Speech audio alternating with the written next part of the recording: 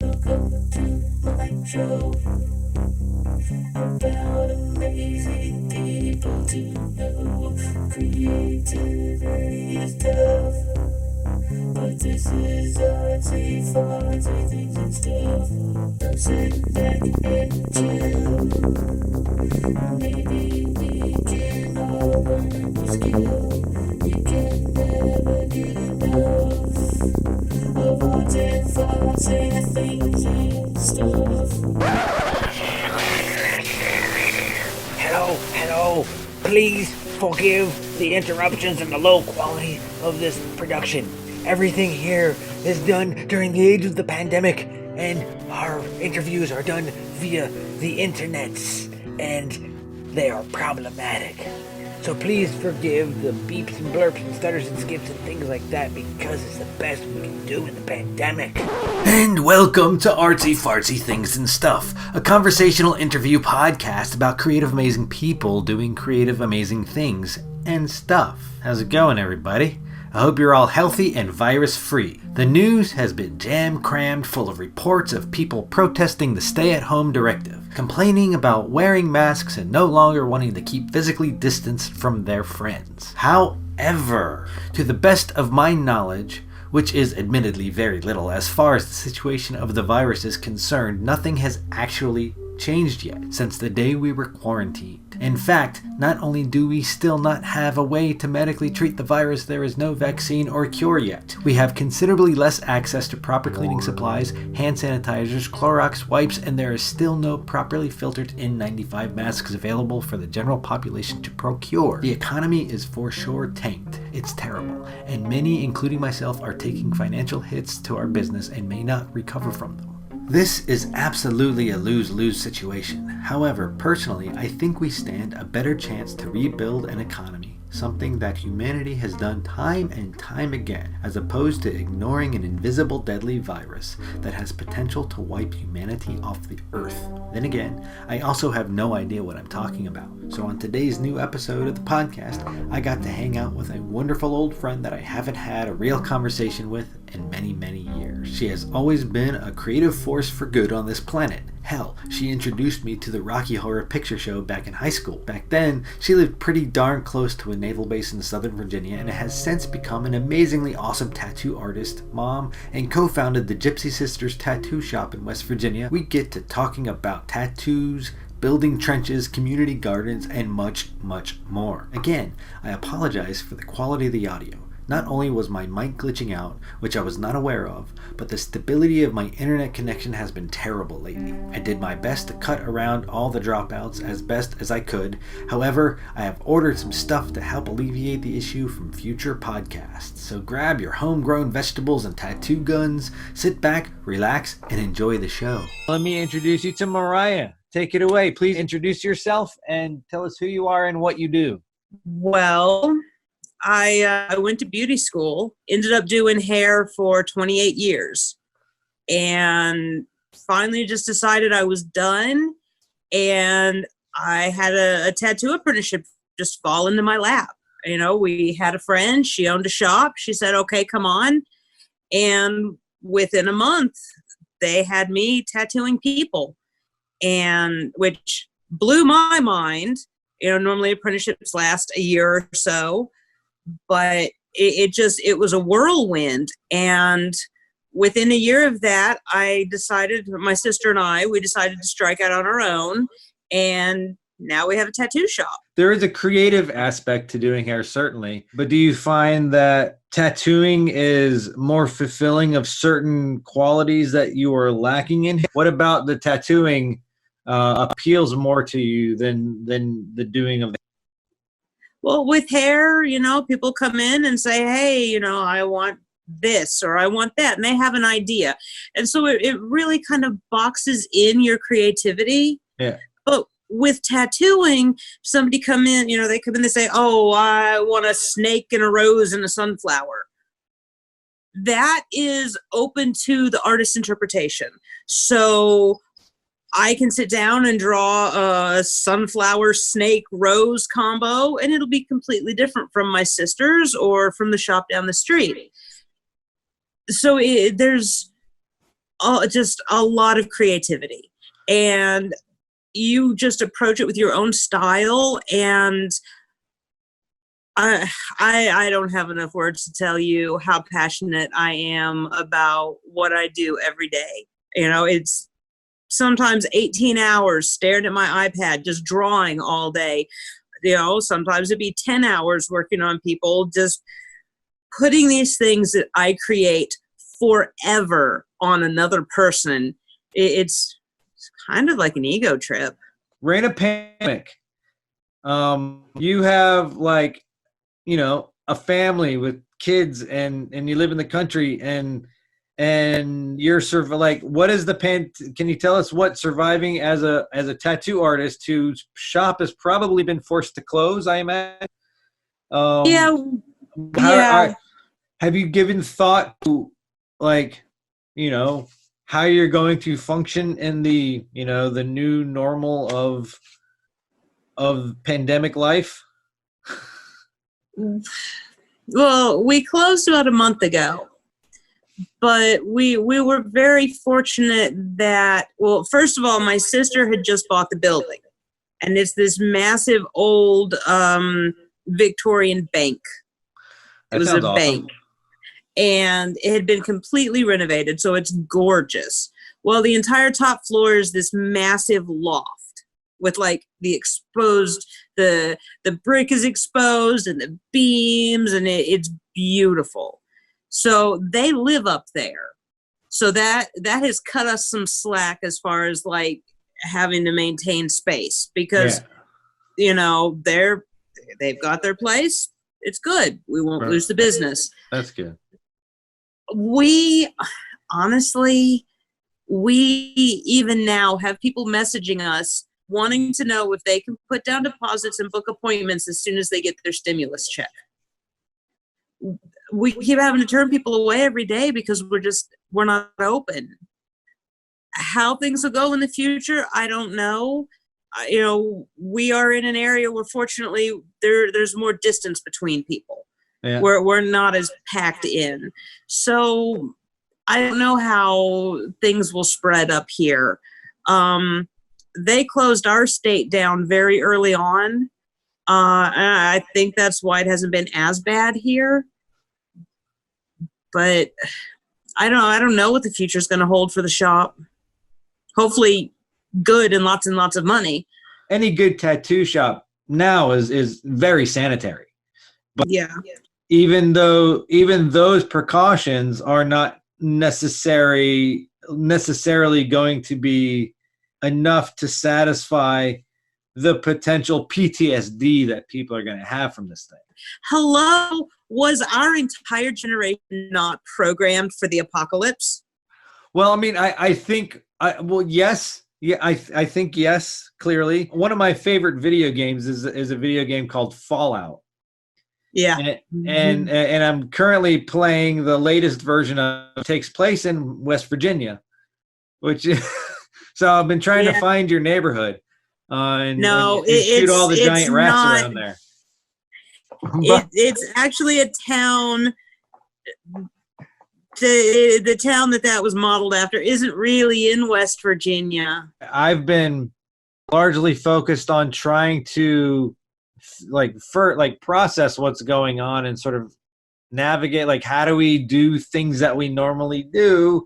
Even groceries groceries is a whole other level of detail and process that is not something that is, we're used to.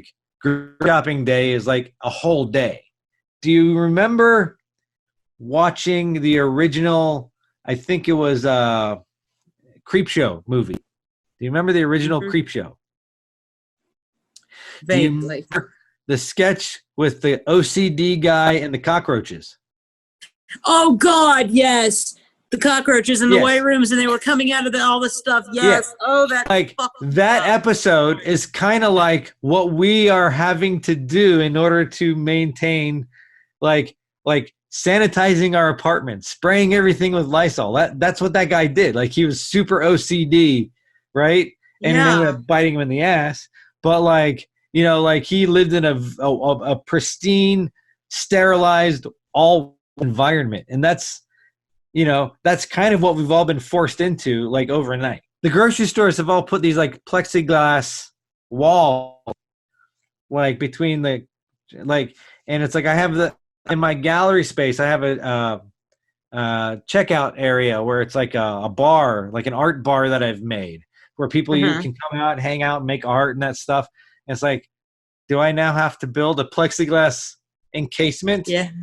It like that seals me in this barrier space so that people can feel comfortable coming to check out. That's going to be the shopping experience normal for everything. Oh, I can see that now. We're going to have to put up the plexiglass wall at work, and they can just put their arm through the wall. There'll be like one of those like sleeve things through it, or on their like, oh man, there's some questionable body parts that we have to tattoo, and I don't know if I'm okay with that coming through the wall at me. So like glory hole style. Yes, glory hole tattoos. Yes, that is a new brand.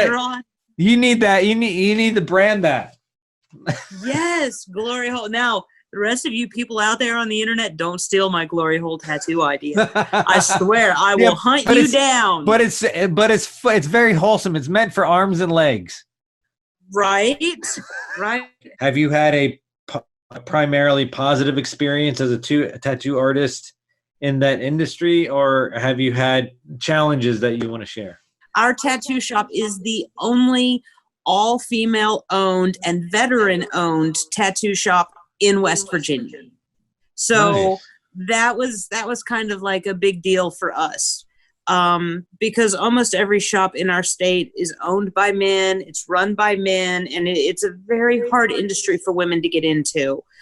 A lot of the men-owned tattoo shops, if they take on a female apprentice, it's because they want to have sex with them, plain and simple. If you're older, if you're fat, if you're ugly, if you're any of the things society deems as unattractive, you're probably not going to land an apprenticeship. I've seen very talented female artists walk away because their boss tried to have sex with them. So that's something that a lot of people deal with. I did not, because I came into the industry older with more self-confidence and willing to tell people just to piss off. And, the lady that did my apprenticeship had already been through all of the sexual harassment. And then she also pulled my sister in and did her apprenticeship with me. So it's always been a very strong female atmosphere that I have been in. And that does reflect in our business because a large part of our clientele are women, and a large part of that are older women, ages 40 up to, I think, 70 is our oldest customer. So here are these women, one in particular I adore. Her husband is a local pastor. Sweet little gray-haired woman came in at 66 to get her first tattoo. So we keep our shop a lot more female friendly. We're not blasting the crazy music, and we don't tolerate sexual harassment from any of our customers or people that want to come in and apply for tips or a job.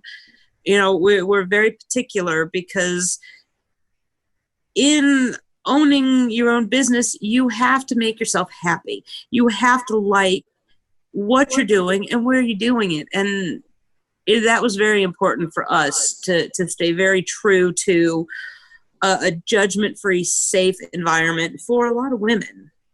I haven't gotten a tattoo. My brother's covered in tattoos. I kept coming up with different ideas that I wanted tattooed and never could commit to the specific idea. So what you're telling us here on this podcast is that you're still a virgin? Oh, yeah. I don't have a tattoo. Oh, man. Okay, all the other tattoo artists in the world will start the bidding for, Brian's tramp stamp at $1,000. Got to figure out what it's going to be still. I haven't found the right thing. Get a roll of toilet paper. We just upgraded. I installed a bidet yesterday. We're good. Oh, you know what? I'm going to draw you up a bidet with some pretty little roses or something. And that is going to be the centerpiece for my apocalypse collection. Because All right. I'd like to do some bidet art myself. We'll have a bidet off. Maybe that'll be the next like Facebook challenge is to draw a bidet, or we could do one of those collaborative things, like where it's like I draw a small portion of the bidet, and then like I send that image to you, and you draw a small portion. We do like an exquisite corpse bidet. yes. Yeah, but That would be fun. The most fun part of my job is trying to see how many vaginas I can hide in my tattoos. There's the secret confession for you. Do your clients know about the vaginas in their tattoos? Yeah, because I mean, I'm a strong-willed person, and so I tell them you got a vagina in your tattoo, and they're like, okay, that's cool. Why are you digging a moat in your yard in the middle of West Virginia? Because I had to dig the moat first, because they're also putting up a big fence. I needed the moat and the fence to put up my gun turrets. You know, so I have those here. It does sound like you're building a base in Fallout. Are you sure that you're not playing the I mean, I could show you the pictures, take you on the tour of the garden and the 5 miles. I literally dug a 18-inch deep, 10-inch wide trench around my entire acre of property. But what I'm trying to do is our little town, our community here is trying to like prepare for the economic crisis down the road. And so a lot of people here put gardens, and we're trying to gear up toward like a community farmers market kind of deal. Okay. And that way you can like trade. So if I grow 1 million tons of tomatoes, I can take them down and maybe trade with somebody that grew a lot of spinach or corn. And since I have all of this flat land, that's what I've really been trying to do is we're trying to like prepare to grow more food, because there's a lot of kids here, a lot of families that just don't have the capability and they don't have the money for food, and times are going to be tight. So that's what we've been doing. We've been trying to build up like a small functioning homestead to try to help feed people. So that's why the not so exciting reason as to why I've been, digging ditches and fences. And that's honestly way more exciting because it's real and like you're actually getting food. I think if you have the space to grow, like we have a little balcony in LA, and we have a little mini garden. So we grow kale and parsley, and we have like a cucumber. Oh, I'm getting ready to get.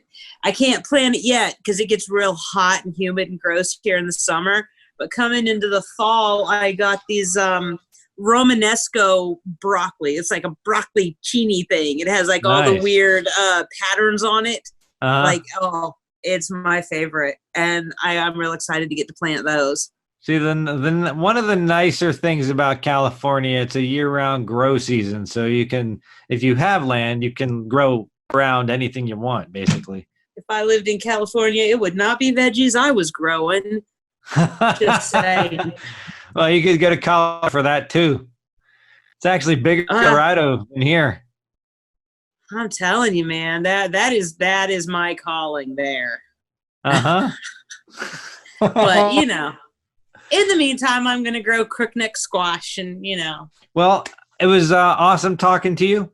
I'm gonna wrap up the podcast here before the apocalypse blows up on us. Where can folks find your work if they want to connect with you? Right now, the easiest place to find us is Gypsy Sisters Tattoo on Facebook. Okay. Because I've been real bad in the apocalypse. I've not been on all the other social media. You can find us on TikTok, also Gypsy Sisters Tattoo, and I'm pretty sure we're on Twitter, but my sister manages that. So, all right, I'll post a link, and if people want to find you, they will. It was good talking with you. Awesome. It was good to see you. You guys stay safe. Wash your hands. Wash your hands. Cough on people. Stay alive in the apocalypse. You too, darling. Take Suds it care. up. Bye. Take care. Bye. Well, that's all the interview we have today, boys and girls. I hope you don't mind a shorter episode as we are still sorting out our production gear and workflow. Myria absolutely rocks, and if you want to learn more about her artwork, and business, please look up Gypsy Sisters Tattoo on Facebook. If you are a creative, amazing person who wants to be on our show, or you know a creative, amazing person who you think needs to be on our show so we can continue talking about creative, amazing things and stuff, please reach out and let me know. Drop a comment, DM me. Let's make it happen. As always, if you dig what you heard and saw, please consider subscribing to us on YouTube and all the major podcast networks. Like us on Facebook, follow us on Instagram, on Twitter, and support us on Patreon at patreon.com/Artsy Fartsy Show. That's it for now. Stay safe, stay healthy, stay weird, stay awesome, and catch you in the next episode. This show is brought to you by Embrace the Weird, a lifestyle brand for weirdos.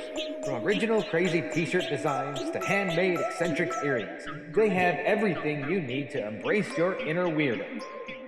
Please visit embracetheweird.design for more. Support this show. Patreon, please support this show. And buy some merch, please support this show. On Patreon, please support this show.